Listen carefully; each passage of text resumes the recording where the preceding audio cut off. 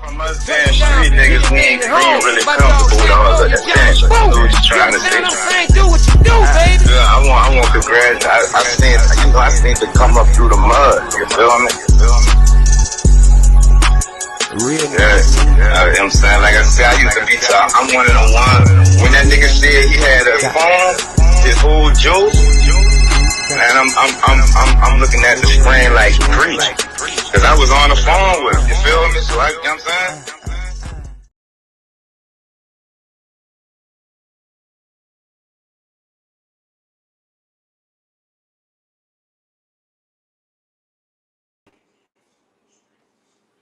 Speak that nothing general.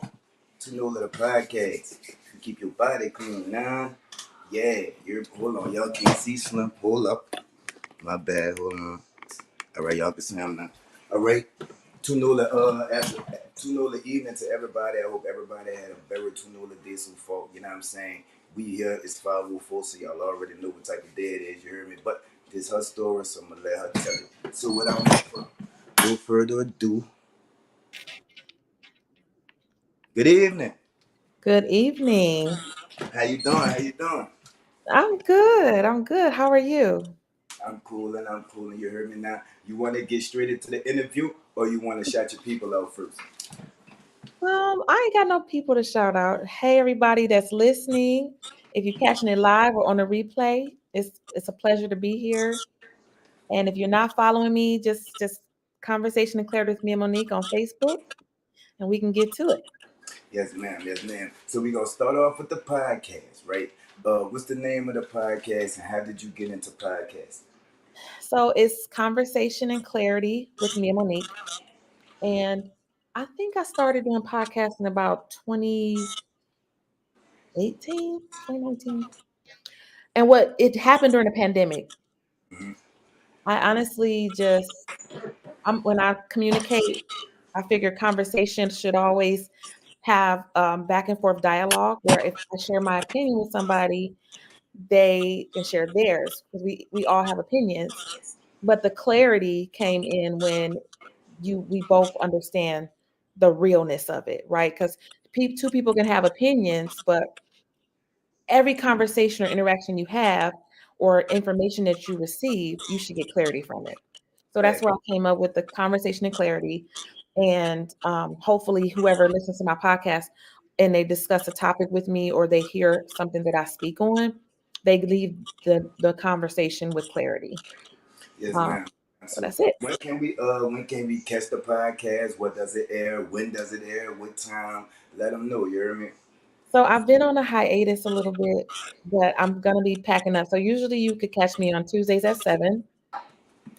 However, I've been working on my studio so I can go live, kind of like how we're doing right now. Because prior to this, it was just voice. Okay. So the relaunch is coming, guys. I'm thinking we're gonna try to start getting back on air the end of this month, the end of July.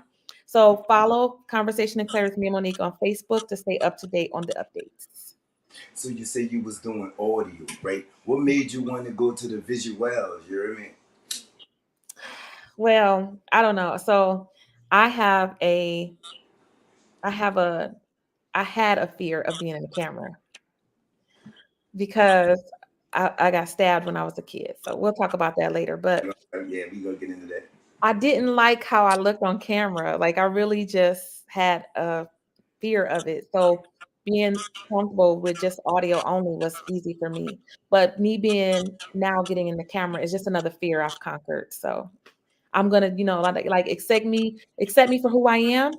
This is me, So I'm not ashamed to show my face and let people know, you know, that side of me. It's more intimate and it's kind of like, just makes me feel like I'm accomplishing something. I overcame a fear. So not only for the upcoming women artists, but for the men, everybody, right? You knew you had a fear, you knew you had the upcoming.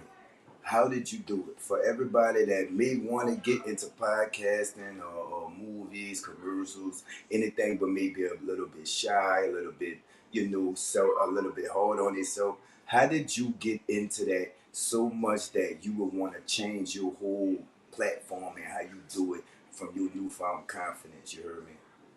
You know what? I think that podcasting is really it's a blessing. Honestly, it's kind of like we, history, right? If you think about it, like you're doing these podcasts, and when you're long gone, this audio, this information will still be living. It will still be something that somebody can refer back to you. Your grandchildren, your children's grandchildren can see it. Mhm. And the way technology goes, just like hear the old tapes like slavery, and you can still hear their voices. You know what I mean? Like that's legacy. Yeah. So I think if you have a voice, if you have a message you want to get out to the world, podcasting is a good way to go. For me, um, I've done the voice for so long that I feel like to reach a broader audience or to, achieve the level of success I want to in podcasting, I have to now be, with the time. So people want to know the face behind the voice. They want to hear and see, they want to relate to you. And sometimes seeing you is better than just hearing. Yes, ma'am. Yes, ma'am. So you from Cleveland, right? Yes, Cleveland, Ohio. Yeah. Shout out to y'all way up in the sky, but it's all good. We way down here from New Mhm. Orleans to Cleveland. Shout out y'all. You heard me, Sue. You had a rough childhood, right? That's your story. I'm gonna let you tell it. But Yeah. mine was off the chain, right? Mine was off the chain. So tell us your experiences and coming up, you know what I'm saying, in Cleveland. You heard me? How is it? Is it violent? Is it country? Y'all living like that? You know what I'm saying? Is it quiet? How it is coming up in Cleveland from your accounts, man. I wouldn't say, well, of course it's violent. We've been on the first 48 probably more than y'all, I think.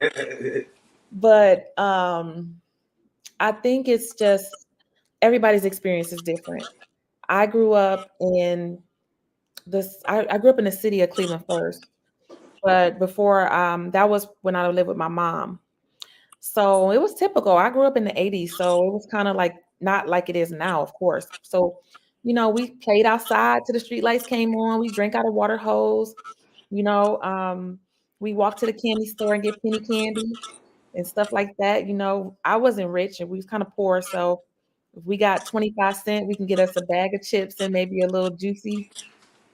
And it was cool. My mom was in the streets wild, she was a young mother. So I kind of could, I don't know. She used to leave us with family members. Like my mother, it was like a ghost artist. She would be like, I'm going to the store and we don't see her ass for days. Like she wouldn't show up a week later. We just got on the underwear and clothes we had. Family members used to have to find us clothes and stuff like that. But it was fun. It was fun until it wasn't fun. Mm. Now, when you say it wasn't from, so I hear you speak a lot about your mom, right? Your Mhm. dad was absent, right? Mhm. Yeah, my dad actually was incarcerated for most of my childhood, Mm-hmm. and I don't have many memories of him as a little girl. No. So I came from my mom was a single mother, Mm-hmm. and she was a young mother at the time. So she honestly was like a dancer, a stripper. They didn't call them strippers back then. They called them go-go dancers. Mm-hmm. Wait, So what they call them? go-go dancers. I'm sorry. I'm So sorry. she was a I'm go-go sorry. dancer, Okay. and so she was partying, she was in the streets. So I was the oldest. I am the oldest, and I would be home alone a lot. So my mom, no dad, just us. So, could you speak on the absent fathers and to the vengeful mothers, right? Mhm. Or to the mothers that want the baby daddy and the child, like, right? Can you speak on what type of long lasting effects that had on you as being a girl? You know what I'm saying, with no father. Absolutely. Well, I know that kids need both parents, Mm. and however that has to show up, it should be a priority because for me, from my experience, from my childhood, I know if my mom had maybe been married or just had a man in her life that was helping her out, she probably wouldn't have done a lot of the things that she did. As far as Maybe if she had, a, a partner, she wouldn't have been a dancer, or maybe she would have been a better mom, or if my dad was around and he knew what we were going through, if my mother was dancing and doing all that, then he could have came and stepped up and been there. Yes, ma'am. Yes, ma'am. Oh, So, um, of the chain, right? So, mhm. when you made 11, right, something happened and it changed your life forever, right? Would you Yeah, want to get into that? I will. So 11 years Wait, old. hold on. Well, wait, come on, Greg, bro. Now you get, you know what I'm saying? Come on now. You know what I'm saying, Greg, dog? You know what What's up, I'm Greg? I'm Mary. Sorry, honey. You see that picture right there saying? back in the background. But thank you. I appreciate it. Yes, ma'am. Yes, ma'am. So, So 11. mhm.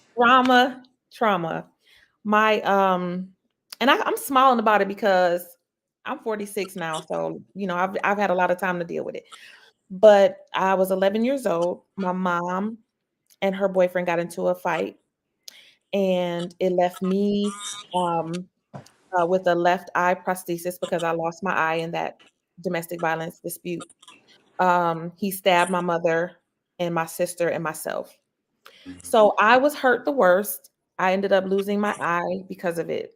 And that changed my whole life. Like the trajectory was done. I ended up going to live with my grandparents and started sixth grade different. I was not the Mia that I was when I left fifth grade. Yes, ma'am. Oh yeah. Would you get into some of, you said you was not the Mia that you was at such a young age dealing with something like that? What type of effect did that have on you right then and there as that young 11-year-old? So I don't know. Like when it happened to me, I remember going to the hospital and I remember the doctor saying, um, they had to come and tell me the news. They had to come and tell me that I got stabbed in my eye, which I knew I got stabbed in my eye. When it happened, I felt the blood, I felt all that. I saw the cut right here and everything. But when he said that they had to remove my left eye, and he asked me, he was like, "You know anybody with a prosthetic eye?" And I was like, "Hmm." So, but I was smart as hell because I answered him. I was like, "Well, I know Sammy Davis Jr. has a prosthetic eye." That was my response. I didn't even know that. I'm Mhm. 39. Yeah, he had one. So I was like, he has a prosthetic eye. And I was like, so that's what I knew. And so he said, well, I want to tell you, he was like, we couldn't save your eye, but I want you to know that kids are cruel. He tried to really prepare me for what was to come, right? Because I didn't know anything. I never was teased. I never was called ugly. I was born with two eyes. I could see. So I didn't have no clue what was waiting for me in sixth grade. Mm, So I finally get out the hospital. I go live with my grandparents. I end up getting into going the first day of school, and I had to wear a patch. So, while they were preparing my prosthetic and stuff like that, I had to wear the patch for my eye to heal because I had surgery. Get to school, and I'll never forget the kids like looking at me like I was some kind of project, like she could write, and I'm thinking in my head, like, hell yeah, I could write. I could seize too, you know what I mean? Like, but whatever. yeah. Kids was just fucked up. They was cruel. So That, that was my life change. That was from that moment on, I was not the Mia I was, which was just a normal little girl. Now I'm somebody where I gotta explain why I got a patch.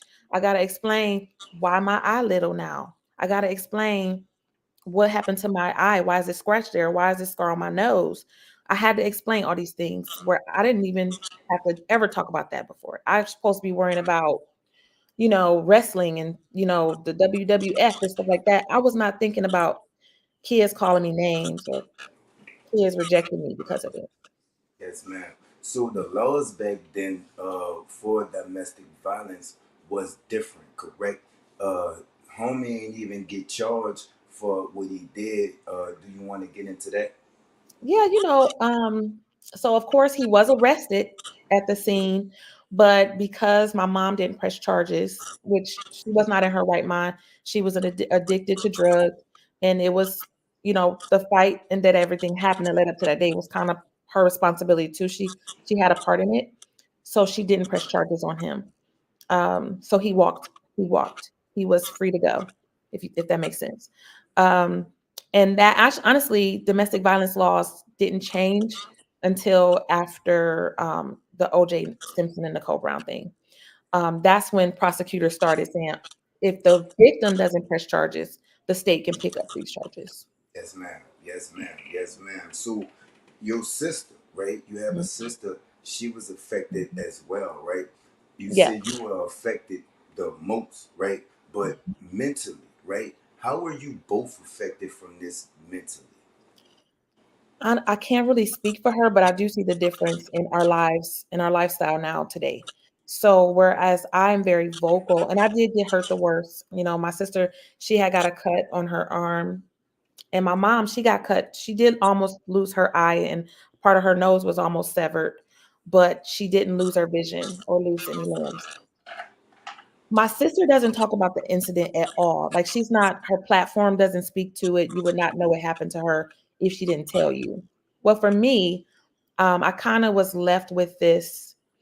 Um, First Reminder. of all, it's obvious, right? But I also, not only that, I became an advocate for domestic violence for more than one reason. Not that I experienced it as a child, but then due to the mental things that happened from my incident, I started getting to bad relationships. So I became a victim twice of domestic violence. Um, so yeah, I speak about it. I'm passionate about it. I speak about children who are victims of childhood trauma, children who grow up without both parents, just children who grow up with traumas in life and how it affects them in their adult lives. So yeah, we're different. Now, you ended up running into homie a couple of years after this, right? Mhm, mhm. How was that for you? Was it weird? Was it strange? Was it anger? Did you have to? Did you need that for what you call that shit? Closure. Like, how was that running into him? You hear me? I was still pretty young, but I know when he said, "Hey, Mia," and he spoke to me and he was like, "You're pretty," my subconscious mind or my mind, but not being disrespectful, I wanted to say, nigga, you saying I'm pretty, but you know what you took from me? You know what I gotta deal with now because of what you did to me, right? That's naturally I'm thinking that, but my heart couldn't let me say it. It was like, I just said thank you. And I never saw him again after that. But I said thank you for saying that I'm pretty. And part of me wanted, I struggle with that. Part of me was like, is he saying I'm pretty because he feels guilty? Or does he really think I'm pretty? You know what I mean? Because even my family, they would always say, you know, little Mia or pretty Mia, right? But I didn't feel so pretty anymore. I felt like I was ruined. Like my whole everything was ruined because of that. So how dare you say I'm pretty, But I found closure and forgiveness on my own. I could not get it from him. He never apologized to me personally, but I don't believe it was his fault. Mm-hmm. 100%. Okay, so you were in the sixth grade, right? Mhm. Children are mean. They honest. It's some are mean, some are innocent, right? Yeah. Going through this trauma, having to deal with the bullying, the teasing, whatever they called it, right? We Mhm. called it josing, we called it ribbon, right? You know what I'm saying? But what y'all call it out there, I think they call it bullying now or whatever. They didn't But call it bullying back there, and they called it yeah, cracking yeah, on people yeah. So or teasing. with the trauma. Yeah. And now you're not little prayer Mia at the time anymore. You didn't feel like it, right? With the kids and all this and all that. If you could remember, can you take us through that time? So I'm a researcher. So kids are cruel. They say they are creative, and back then they were saying some shit. So I mean, the girls really weren't as bad, but the boys they were mean. Like they would call me like One Eye Willie or Bushwick Bill. The Ghetto Boys. Shout out to the Ghetto Boys. They would call me Bushwick Bill, but then I would look these people up. They even call me Cyclops. Cyclops is like an ugly one-eye monster, like with just one eye in the middle of their head. So I would look up that and I would go home. I'd be like, I don't look like this. You know what I mean? It's really can't be that bad. But they hurt my feelings. It was hard. It was really hard. I cried many days being teased by that. But now looking back, I can remember the people that used to tease me or the people that used to say things about me, and it's like, come on now. And then They I were see them toe now. up. They were toe up. They were toe up, man. I mean, you know what I'm I see them now, and I be like, damn, life was hard to you, you saying? You know what I know. mean? Yes, now. So Grams had a saying, right? You have to be the baddest one-eyed bitch walking, right? Can you speak on the impact that your grandmother had on your life, not only then, but the impact that your grandmother had on your life, period?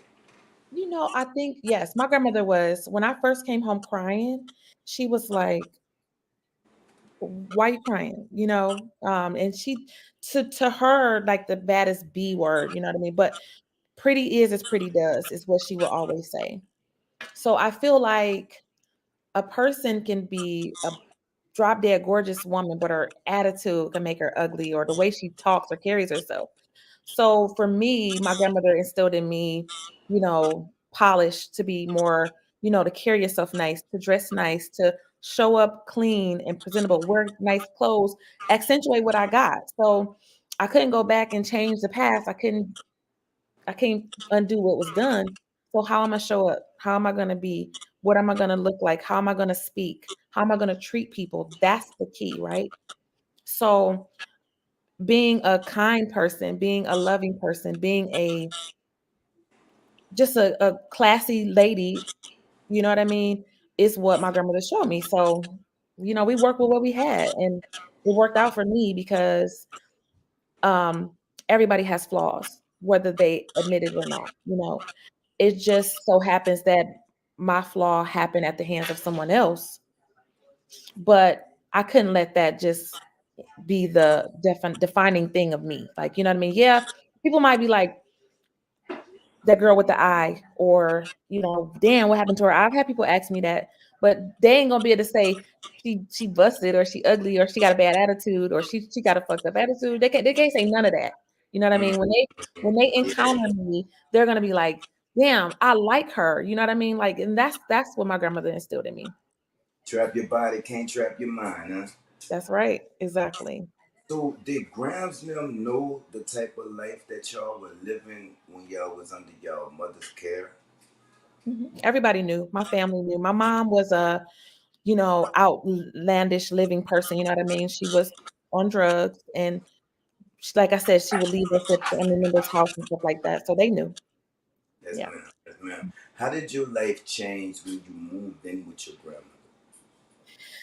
Well, they were like the Cosbys, okay, compared to my life. So there, I learned, you know, we ate dinner at the table as a family.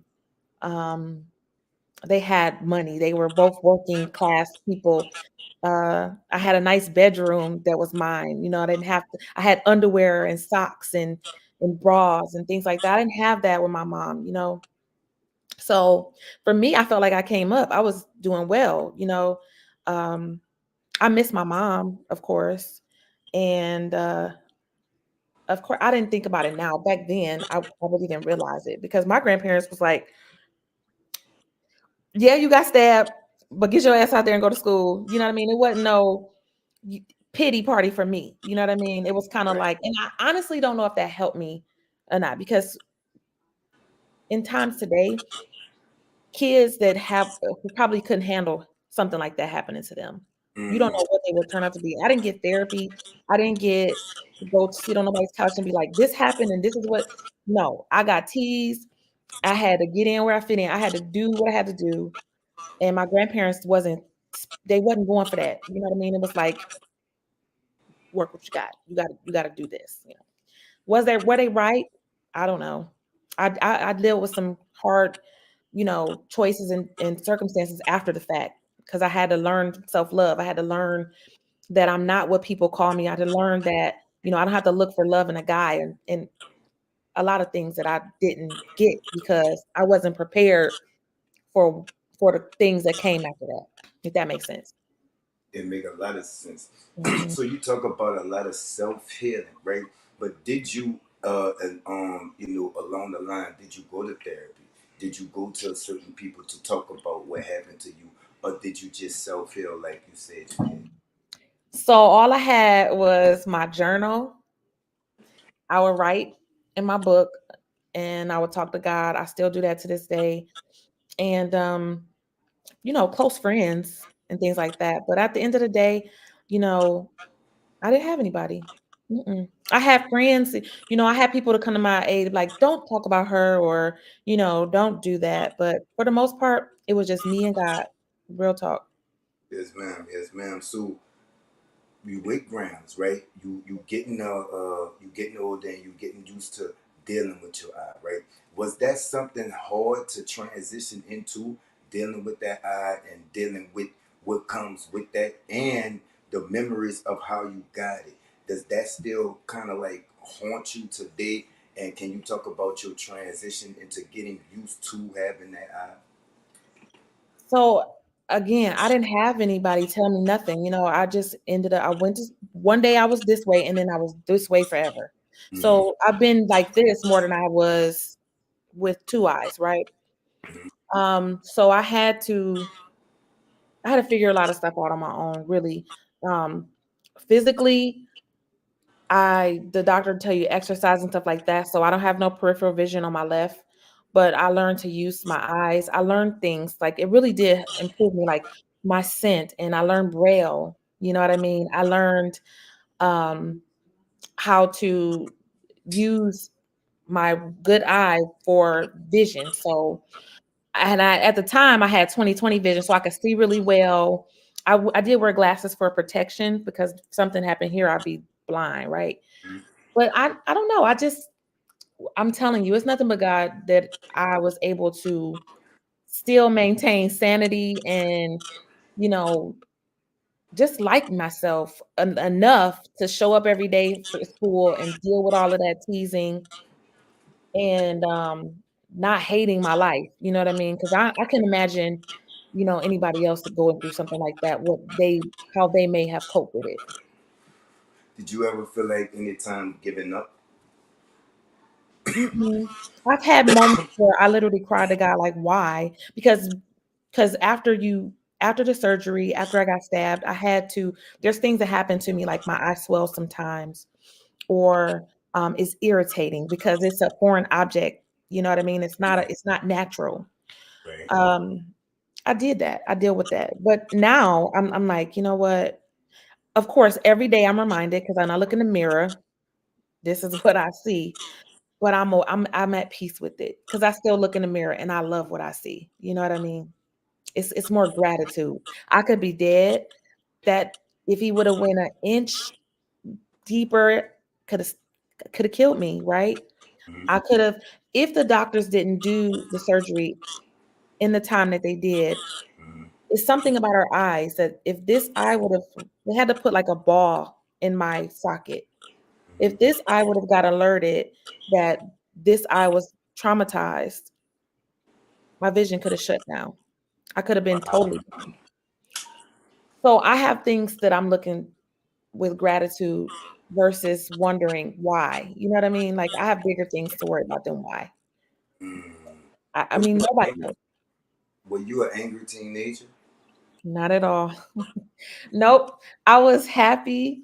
I was bubbly. I was a cheerleader, a high stepper. I had boyfriends, you know. They didn't seem to mind.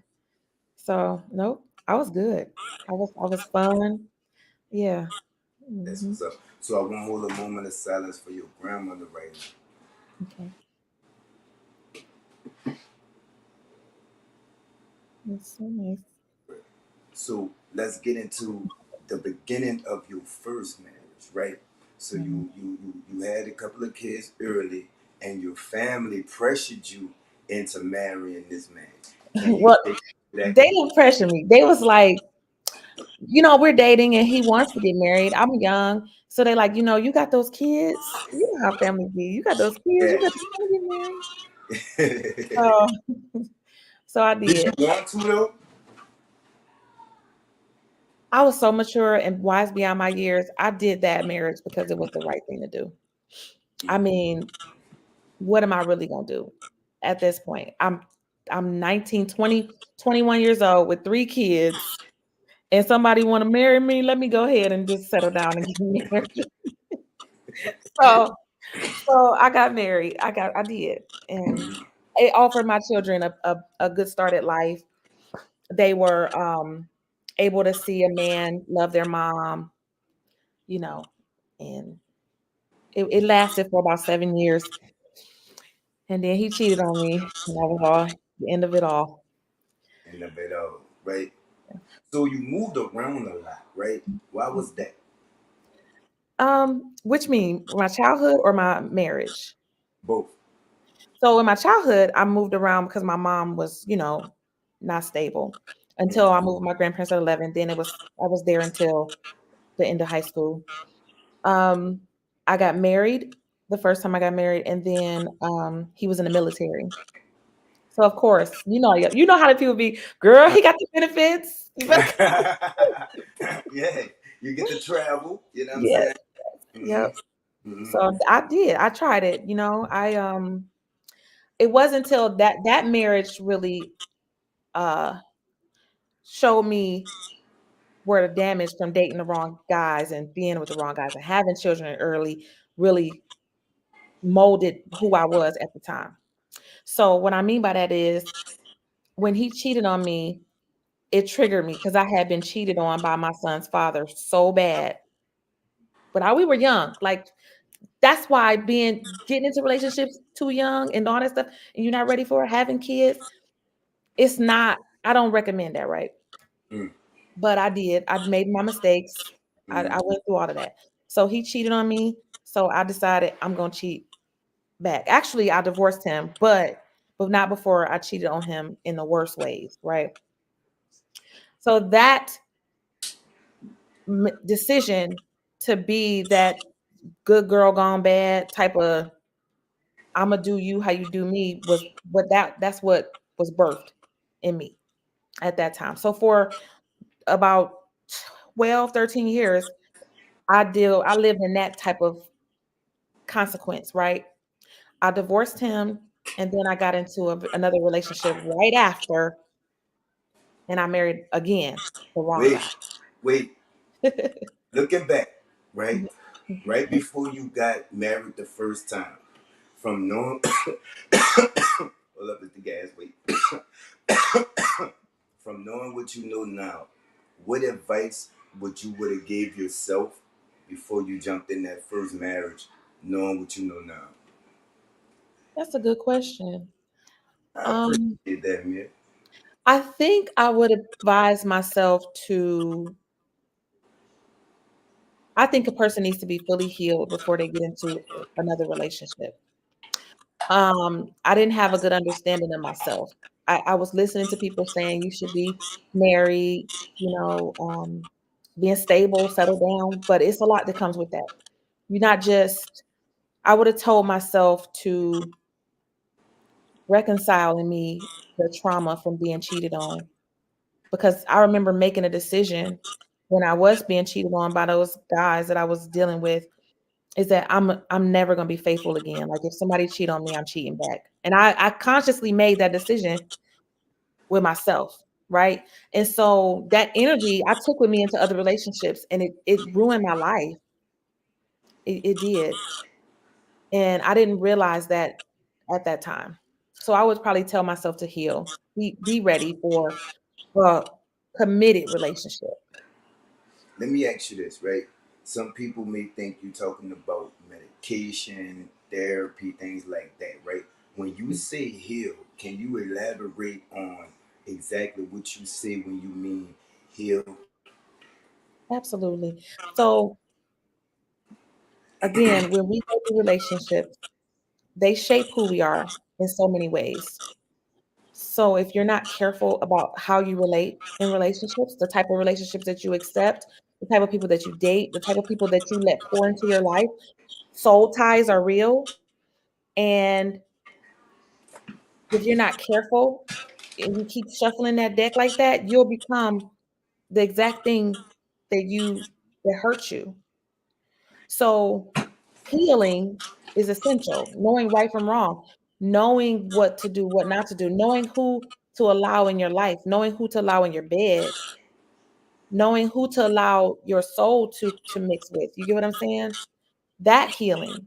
And if you encounter something that is not good for you, if you don't rinse yourself clean from that, if you don't heal from that, you're gonna perpetuate the cycle. It's gonna just keep happening until you heal. So Speaking that's of what that, I speaking of that cycle, right? mean. The Mhm, next marriage that you say that you got into was the longest, was abusive, mhm, whatever in your life, right? mhm. Do you want to get into that? Yeah, we can talk about it. Can Mhm. you bring us from beginning to end? So, all right, this is where my mind was. And this is crazy, y'all, but this some real shit. See, people don't like to tell the real, but I'm gonna tell you where my mind was at. And it wasn't right, but it was where I was. I got divorced. Now I'm used to this married life, right? So even though it went how it went, marriage is something that I feel like was for me, if that makes sense. Mm-hmm. So now I'm dealing with the guilt from my marriage ending, and I meet somebody new. I get with him. Wait. Now, when you say guilt, was that guilt that you had a divorce? Guilt that you had to leave? Okay, yeah. I felt like a failure. I felt like, I mean, literally, I went from having money, the credit, everything, a husband that provided for me, to now I'm single again with these kids. And I had a fourth child. And I'm like, what am I gonna do? You know what I mean? Like in my mind, marriage was better than being single, right? So I kind of I mean, in reality, it is. You know what I'm I saying? agree, but I forced that relationship. I made Which I, one? The first one or the second? the second one, the Okay. second one, because I think I wanted to be married real bad. I wanted to make it right. I didn't want to look like a failure. I didn't want to feel like I failed my children. I didn't want that stigma. You know what I mean? Because it is society puts a stigma on women with kids, multiple kids. You know, they single. I remember what it was like to be married, and now I'm here single again. I didn't like that.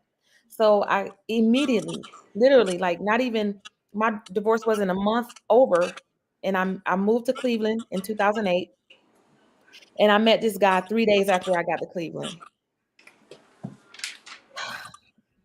Got into a relationship right away, like didn't even take a break, didn't even heal. You get what I'm Why saying? not? Why not?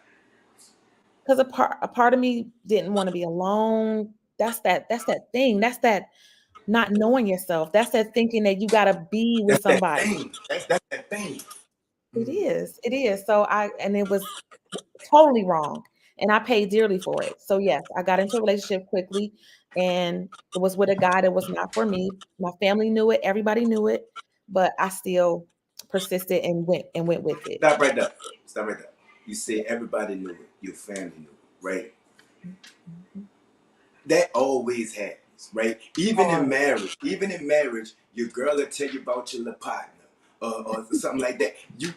What is it that I'm gonna say we, right?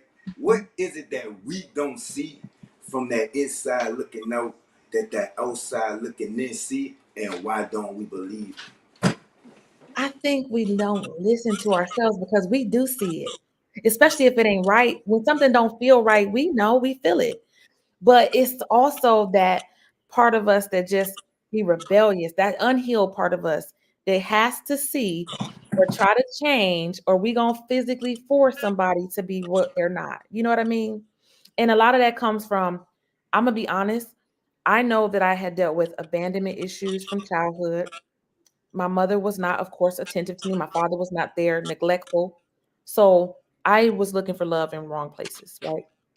So I recognize that in hindsight How did you recognize that? because it was toxic. It wasn't fulfilling. You know what I mean? It didn't feel like real genuine love. And I was settling Did for you things. did you know what real genuine love felt like? No. Mm-mm. I know that what happened to me left a void in me. And naturally, if you tease somebody, if you call them ugly, and if you call them one eye Willie, if you call them Cyclops, if you call them names, if you tell them that they're not good enough, they're either going to try to prove that they are, or they're settle for less than they deserve because they just want to be loved and liked. So for me, I didn't have that strong. It seemed like I did because people be like, "Oh, you so pretty. Oh, you this." But in my mind, after hearing that, it damaged me. Of course, I just was taking it. You know what I mean? And I literally would be like, "Is this guy with me because or I would think bad things like he don't like me for real because of my eye." That's deep, Roman. That's true. But I honestly think that love is not, and I'm answering his statement. I don't think love is something that evolves over time. Exactly, Yana. Love is blind. And the only way to achieve real love from anybody is when you truly love yourself. Because self-love feels right, right? It's not, if you think about love, and you think about what God says about love, it's patient, it's kind, it keeps no record of wrong. It does none of those things. And until you treat yourself with that love, stop recounting wrongs, like me being ashamed of what I did, me being ashamed of who I dated, me being accounting cheating and all that stuff. I didn't love myself. I didn't. So how can I expect that from somebody else? You seek respect more than love. Respect, respect. Yes. And listen, I wasn't out here respecting myself, so I wasn't loving myself. Mm. If I What was made you realize that? if I was respecting myself, would I stick around with somebody calling me ugly, one-eyed bitch? Or would I be with a man that would talk to me that way? Would I even take a second look at that? Because when I was 11 years old and or 12, and those boys was calling me them names, it was like, fuck y'all. I'm gonna show you. I'll never talk to you again. You talk to me like that. But here I am in my 30s dealing with a dude that's talking to me like that. I wasn't loving myself. I wasn't respecting myself. How can I be with somebody, and the person that loves you, respects themselves, would never treat somebody like that? So no, it was no love. That was not love. Mm. Yep. So take us through. And Yeah. no, what was you gonna say? I was just saying, walk us through that second marriage and what came about that. What came about it, honestly, some real shit, is it Wait, changed wait, my life. wait. What was the biggest lesson you learned from your first marriage? I learned that marriage is a good thing when it's done right. I don't got nothing bad to say about that man because we were both young. He took me and my kids in, and he treated me well. He cheated. So what I did learn is that if a person cheats, that doesn't mean that they're ruined, or that, like, if I would have said forgiven him from cheating and not did that vow that I said I'm gonna cheat back, I could still be married to this person, maybe, and my life would be different. I wouldn't have met the abuser. But again, maybe I needed to meet that abuser. And I'll tell you why. Tell me what. My ex-husband was a difference. Like he had abuse as a child. He had a traumatic childhood too, but it showed up in him differently. So This now, number two, right? yes, Yes, ma'am. he was abused. Mother was 15 when she had him. He was a just awful person. Mm-hmm. I believe that my 11-year-old Mia, met that child, his inner child. And Wait, we wait, wait, wait, wait, wait. Could you say that one more time? And then that not just not that was gangster. Now I don't want. I'm not trying to, I'm not trying to like uplift the bad. But can you say that one more time? no, we all have bad and good. We all have a side of us that is good and bad. It's what you submit to, right? Nah, My, you said that the my child. 11-year-old child was with his his inner child. And that's where we met. What he did for me in that marriage, even though I lost everything, even though my self-esteem was crushed, even though I was beaten, I was abused, I wasn't, I was in that too. You know what I mean? We were in it together. Just because I don't feel like I was a victim. I feel like our inner children were in their relationship. And I was looking for validation from him, where he was calling me names and abusing me and teasing me because he had an inner child, and where I was looking for validation from him. I wanted to prove to him that I he hated me. He was calling me names. He was teasing me.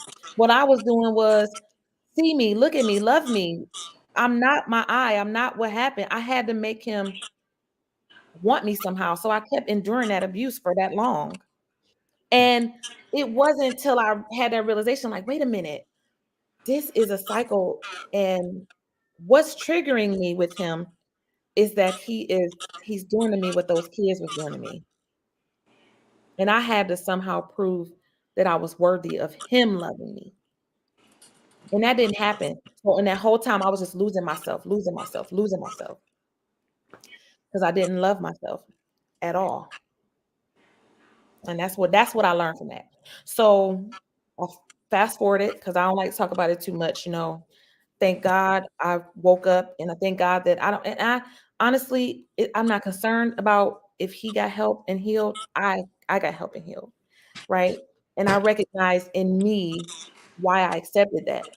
So that's what I'll never accept anything like that again. I'll never cheat on another man again in my life. I'll never disrespect my body and myself. I literally love me fully, and I understand me. I've forgiven parts of my past that got me to this point. I understand why I took some paths that I took, and I know that it wasn't my fault. But going forward, the things that I do, the way that I show up, the Mia that I am today is all due to me and my choices. So I learned healing. So now what I have is I'm an author. I speak to ladies and children and men too who want to change their life and change their thinking, level up and find themselves again. Like that's why I took back my love. In 2019, I left that marriage. I walked away and I took back my love. And I found I healed. I literally did. And like in my book, I talk about this. Wait, Love, we're gonna get that. We're gonna get that. okay. So I'm just excited about the second marriage, Mhm. the 13 years, that's what spawned the two books, right? Yep. It was 13 years, but the first book came what year? So in 2008, 2010, I wrote my first book. It was called Conflicted: Recognizing Generational Curses and Breaking Free. So what made me write that book is because I had to find a deeper understanding of what happened to me, why did it happen to me, and why am I like this, right? Why am I showing up in the world like this? And it led me to my mother's story. It led me to realize my mom had a troubled childhood, and that's what sent her into dancing. That sent her into, you know, promiscuity and things like that. Well, you know, subconsciously, I'm watching my mother do that thing. So part of that is part of me. She birthed that into me. She passed that curse onto me. So I freed my mom. My mom passed away in 2011. And that's the matter of fact, my book was written in 2011. My mother had passed away. I wrote the book. I recognize it and I'm breaking free. I'm setting me free and her free, I thought. But at least I had some context to why my mother was in the streets like she was. She was molested as a child. We gonna I'm gonna hold a moment of silence for your mom too. Okay.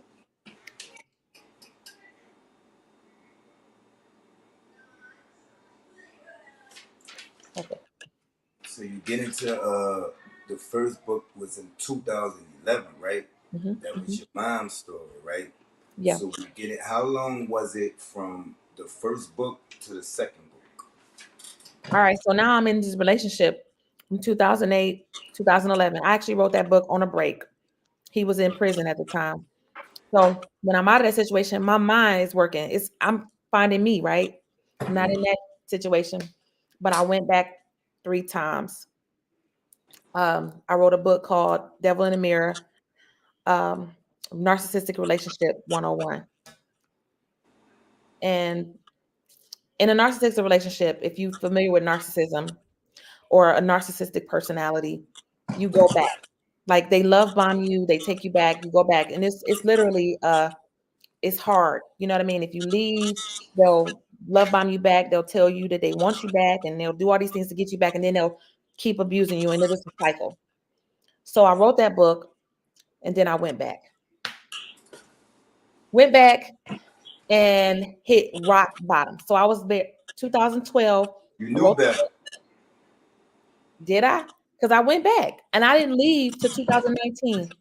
So all that time I was still in that situation. So I felt like now I wrote this book. I'm telling everybody about all this stuff. And now I'm feeling like a hypocrite. So I paused. I paused my writing because honestly, what I wanted to show the world was that I thought my husband had changed. And I thought we could help other couples who struggle with that type of stuff, to say that we could present that type of love or that trauma bonding, all that stuff. I was like, we could just show each other that we can make this work. It didn't work. So when I finally left, I had to emerge. I had to come back right. I had to come back healed. And that's when I wrote my third book, which is Take Back Your Love. So, yeah. So I went through all the cycles. What's the difference between the first book and the third book? I think authenticity, right? And not that I wasn't authentic in my first book, but when you discover a problem and you discover the answer to a problem, do you act on it right away? You know what I mean? That's like an addict or somebody that recognizes that they have a problem. A drug addict be knowing, I know I got a problem. But how do you fix it? And when do you fix it, right? What circumstances will it take for you to fix it? So for me, I went through all those cycles, and that's normal. I went through the breakup. I went through the recognizing the problem. I went through. You said you had to literally detox from. Can you take us through what that is? Mm-hmm. Detoxing from a relationship is real. It's almost like a drug. You know, relationships can be like drugs. It is actually, when certain type of relationships release chemicals in our brain and our body. So when I left that situation, being so used to it, it felt like, if you ever watch a movie and you see an addict getting off heroin, yeah, I literally went through that. I went through nights waking up in cold sweats, waking up crying, pacing the floor, wanting that. I don't even know I wanted him. I was just used to him. And my mind went through that. I went through a detox. I detoxed him out cold turkey. I saw him one time after leaving because he was still in Ohio. And I had to go through from 13 years of off and on trauma and just, bad relationship to on my own now. And I wanted to go back to what I knew. I wanted to use again. So I was processing him out of my system, and it was hard. It was so hard. Even though I knew it was wrong. What's the biggest lesson you learned from that marriage? I learned what I'm gonna put up with and what I won't put up with. I also learned that everything that look good is not good. And I learned what I don't want, and I learned what I do want. And now I finally got it. You know what I mean? And that's what I learned. That's the beautiful blessing from it all. And it don't got nothing to do with nobody else. It got something to do with me and how I love myself. And I promise you, and Yana, I'm gonna make sure you get those books. What I know for a fact is that when you show up as your best self, you're gonna attract that. You're gonna attract exactly that. So what I attracted, that crazy relationship, that toxic relationship, I was in the mental headspace to attract that, and that's what I got. That's why it's important for people to take time out of relationships, heal, love yourself, don't settle for less. You know what I mean? Show up always as what you want to receive back. And if you're not receiving back who you show up as, then that's an indicator that that's not where you need to be. Because real love is reciprocal. It's not perfect. But if you in the situation with somebody that loves you and respects you and loves and respects themselves, it's peace. And I think people miss that. So that's why take back your love is important. Go to the relationship where you realize you first learn love, right? What I saw my mother doing, men after men, cheating, dating, living with this guy, living with that guy. What did I turn up to do? Right? So when I took back my love, I went all the way back and I said, this ain't right. This is right. This is what love should be. And this is how you love yourself. My mom didn't love herself, even though she was gorgeous, beautiful. People might look at me and be like, you gorgeous, you beautiful. Why are you doing that? It's a lot of beautiful women out here settling for less. It's a lot of handsome men out here that's settling for less. It's a lot of men that did not go back and take back their love. What you saw your mom go through, what you saw your dad or didn't see from your dad, that's not right. Find out the truth about loving yourself in relationships. And that's through healing. That's through getting into the word, a spiritual journey. You have to cleanse yourself from all those soul ties that you subjected yourself to. And then once you do that, you have to make a decision, because people don't realize this. When you show up as the person that you should be, person that God created you to be, there is no fear in that. There's no, I'm going to cheat before he cheat, or I'm going to cheat if he cheat. It's none of that. It's literally peace. It's like my husband now, I'm remarried. I just got married in February. And congratulations. Thank you. We are like locked in. Like his dream was for a meal on Wednesday. He wasn't getting that. But when he meet me, I'm just offering it up. I didn't know he didn't get that. I didn't know that's not what he wasn't used to. But God answered our prayers in each other, but not forcefully. It was naturally. It just flowed like that. So I know I couldn't have received that if I didn't go back to the innocence of love. And that's no fear. That's no crazy expectations. All this gender wars that these men and women doing nowadays, it's none of that. It's me. I showed up as my highest self. I loved on that man. I respected that man. I treated him like the man that he deserves to be treated like. And guess what he did? He reciprocated it. It was finally right. And to this day, we've been together 4 years, almost 4 years. Been married a couple months, but we communicate. We respect each other. It ain't a day we go to bed mad. It ain't a day we don't wake up laughing and smiling. We woke up this morning at 4:00 in the morning, just cracking up laughing, like happy. It should just flow. Exactly.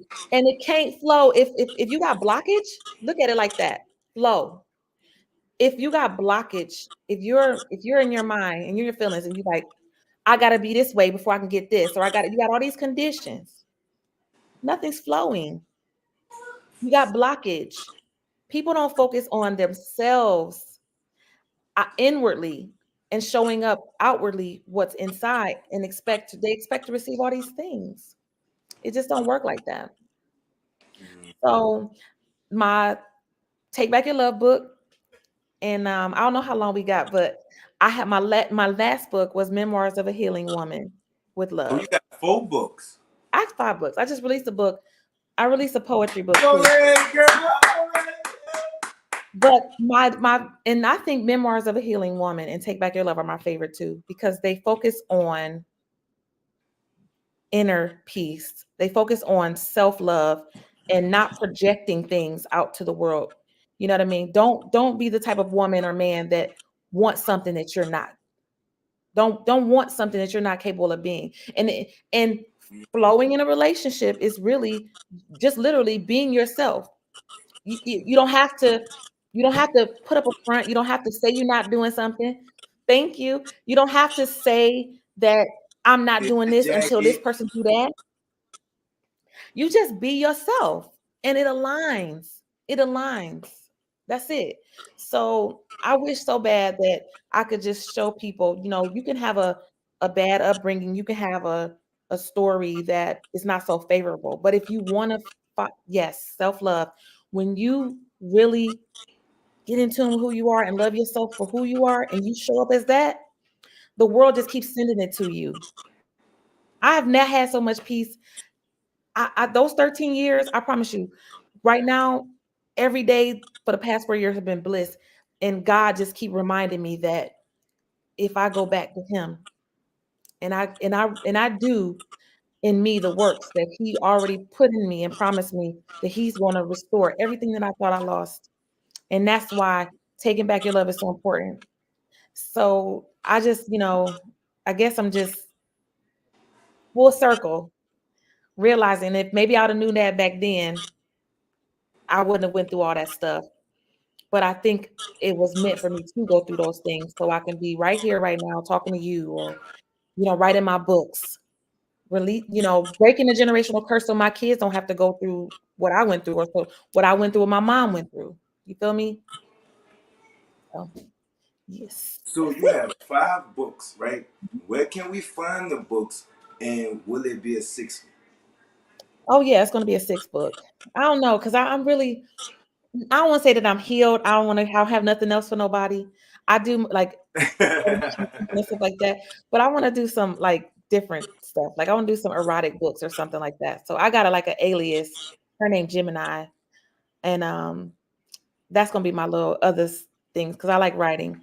But it's gonna be some other books and things like that. I'm actually doing an anthology for my memoirs of a healing woman. So if anybody's listening or watching and you want to share your story or a memoir of your healing journey, reach out to me and we can collaborate. And if you've never been an author, that's fine. If you have been an author, that's fine too. But I think sharing our experiences and being transparent in life is what helps people navigate their journeys easier. You know what I mean? Like if you're looking for help, you're looking for if you're dealing with something that you just is heavy in your heart and you want to share with the world, I think writing is something that you can do to release some of that. You know. Yes, ma'am. Yes, Yes, ma'am. You hear me? So we got another book coming. Will it be like a movie, or is it other areas of entertainment that you're interested in other than what absolutely. So my husband and I, we created a production company called Walker Vision, and we are going to be doing some local plays here in the Tampa area, and we're going to try to take it on the road. That is going to be our first play is a play about kind of centered about relationships, toxic relationships, and taking a journey on how people's upbringing is part of how they show up in relationships. And we're going to help bring that to the screen to show people the beginning stages and how it can end if you don't pay attention to that. So we're going to do that, Walker Vision Productions. And of course, we have a podcast together. It's called Together We Talk. That's also on Facebook. And me and him talk about our, just different relationship things and, marriage stuff, single stuff. We have a lot of topics on there. So that's also on, and it's on wherever you get your podcast, Together We Talk. That airs on Sundays. And Oh, yeah, we we gonna have to check y'all out. What time? 7 o'clock. PM, right? Yep, on Sundays. So Mhm. y'all on Eastern time, right? Yes, Eastern Standard. So So that that's was that's that's that's 6 o'clock for us, y'all. If you're on Central Time, you heard me. That's 6 o'clock. What's it called? And your other podcast, and tell them where to get the books from too. So books are on Amazon, or you can reach out to me and I will get you an autographed copy. Um, Set my book. There's links all over my Facebook profile. So my main Facebook is Mia Monique Walker, and then my podcast is Conversation and Clarity with Mia Monique, and our podcast together is Together We Talk. That is also on Facebook. So give us a like or a follow over there. And yeah, you know what? I'm just going to continue to do what I do. I'm doing some healing seminars for young girls. and women who have had trouble with domestic violence or traumatic relationships, and they want to find love again. There's a 12 like a 12-step program where they have to detox from the pain and trauma that they've experienced before they're even ready to date or ready to love somebody. Well, So wait, that's wait. You're a trauma coach, right? yeah. Mhm. What is that? So it helps people identify areas in their life where they may have had a traumatic experience. And I just give them tips and help them navigate how to live a life free of that stigma. You know what I mean? So maybe people who struggle with relationships, maybe people who struggle with self-esteem, people who struggle with overcoming things that happened to them traumatically in their past, how to live a thriving life. Man, I appreciate you coming through. You know what I'm saying? Blessings to you. You know what I'm saying? Blessings to your books. We eager when you write the next one or whatever. Make sure you come back. You know what I'm saying? Before you leave, can you speak to the young ladies? Give them any type of advice. They may be going through something that you mentioned. They may have just went through something that you mentioned. Can you please talk to the young ladies before we get out of here? I do have something I want to say, and I'm going to give Yana a autographed copy of my book. So make sure you reach out to me, Yana, or I'll get your That's my information. wife. She gonna reach Oh, out to we you, gonna get those big books. She definitely getting those head. books. Yes, So ma'am. no, I want to say this, ladies, if you're listening to the sound of my voice, relationships, women have more power than they know, and they know they need to exercise that power productively. Exit the conversation about gender wars, 50-50. Don't even discuss those type of things. You have to show up as the woman you were created to be. And masculinity, femininity, we all have those traits. But you have to be in your rightful place to receive what's rightfully yours. So I want you all to pause for a moment.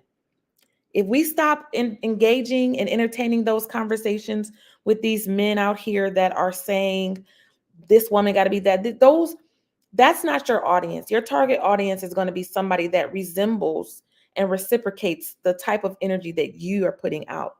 So happily married people are not having those conversations. And people who are satisfied and happy in their singleness are not arguing with each other about what they're going to get. They're just who they are. They're showing up as themselves and they're receiving it. The conversation is different when you're talking to healed people. So I want the ladies to realize the power that they have.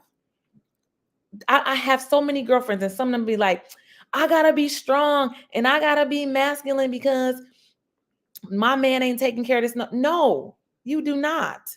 You can be feminine, you can be soft, you can be loving, you can be so just cool as a fan. If you don't understand that about yourself, that's all you need to be. The softer I am, the more loving my husband is. I get my way. Not say I get my way, because I give him his way.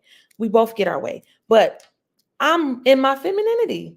I'm soft. I'm not hard. Yes, I work hard. I take care of my kids. I did the family thing and things like that. But I got a man. I'm letting him be the man. I'm letting him be the man. And if you're with somebody that's not allowing you to be feminine and not allowing you to be soft and you're uncomfortable, then you need to really think about that.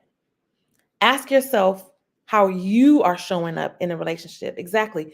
And ask yourself, because a lot of women just don't trust that they could be feminine, right? They're using this thing where I gotta be strong. No, you don't. No, you don't. If this is me, and I'm gonna tell you, take it from me. If my husband can't be the man, he's not gonna be happy. So I'm not coming in here being a man. I'm not gonna come into the relationship and take over his lane. I'm gonna relax. I'm gonna chill in my femininity, and I'm gonna just be in my rightful place, and he's in his rightful place, and there's peace there. So I would say to you ladies, just take back your love. Go back to whoever showed you what love looks like, and if it's not right, if it don't feel right, if it's not rewarding you with happiness and peace, ball it up, throw it away, and take back your love and love yourself. Treat yourself how you want to be treated, and everything else will flow. Everything will flow, and it will be, I guarantee you, you'll be like me, just smiling. My husband served me, I serve him. We good. Ain't no domestic violence, ain't no calling each other out their names. We share passcodes. We just, this is where it's at. So if that's what you're interested in, reach out to me and I can help you, or get my books, and I'll see y'all on the happy side, the peaceful, healed side. That's all I got.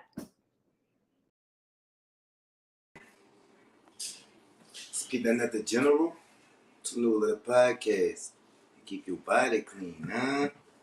Yeah.